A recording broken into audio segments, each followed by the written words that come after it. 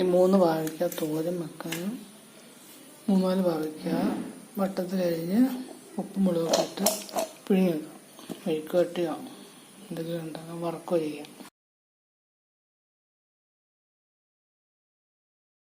ഇപ്പോൾ മഞ്ഞൾ, എരിവുള്ള കാശ്മീരി ചില്ലി, എരിവുള്ള മുളക് 2 ടൈപ്പ്, കാശ്മീരി ചില്ലി ഇതൊക്കെ ഇട്ട് ഇളക്കിയിട്ട് അടുപ്പത്ത് വെച്ച് വെള്ളം പറ്റിച്ച് വെക്കുന്നു. വറക്കുകയോ മെഴുക്കുവരട്ടിയൊക്കെ ചെയ്യും. ഇതിനകത്തേക്ക് കുറച്ച് വെള്ളം കൂടി ഒഴിച്ചു ഒരു ചട്ടി അടുപ്പത്ത് വെച്ചിട്ട് അതിലേക്കിട്ട് പുഴുങ്ങും. വെള്ളം പറ്റിച്ച് പുഴുങ്ങിയെടുക്കുന്നു. ആദ്യമൊന്നും വെള്ളം പറ്റി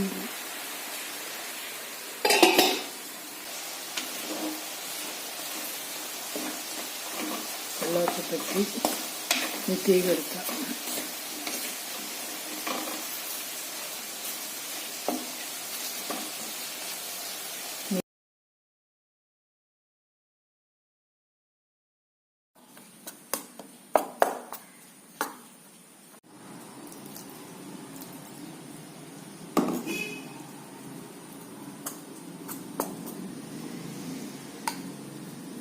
ചക്കരി പൊടിച്ചിട്ട് ഉപ്പിട്ടിളക്കി കുറച്ച് വെള്ളം ഒഴിച്ച് കുതിർത്ത് നനച്ച് പുട്ടുണ്ടാക്കാം.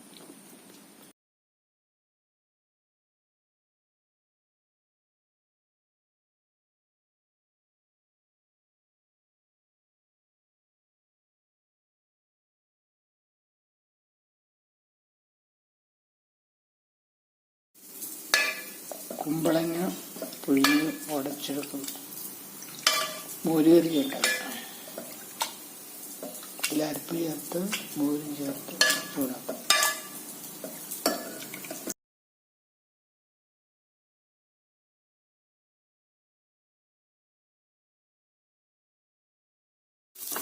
ഉള്ളി, ഇഞ്ചി, വെളുത്തുള്ളി, കറിവേപ്പില, ഉലുവ, ഇഞ്ചി ഇതൊക്കെ പൊട്ടിച്ച് മൂപ്പിച്ചെടുക്കുന്നു.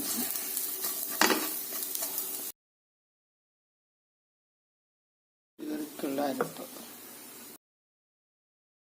ഉള്ളിയൊക്കെ മൂത്തപ്പോൾ അതിലേക്ക് അരപ്പ് മൂപ്പിക്കുന്നു.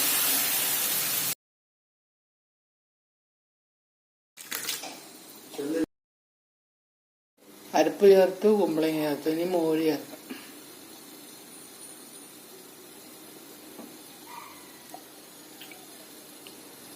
പോരാത്ത ഉപ്പ് ചേർക്കാം. കുമ്പളങ്ങ തിളച്ചതിലേക്ക് മോര്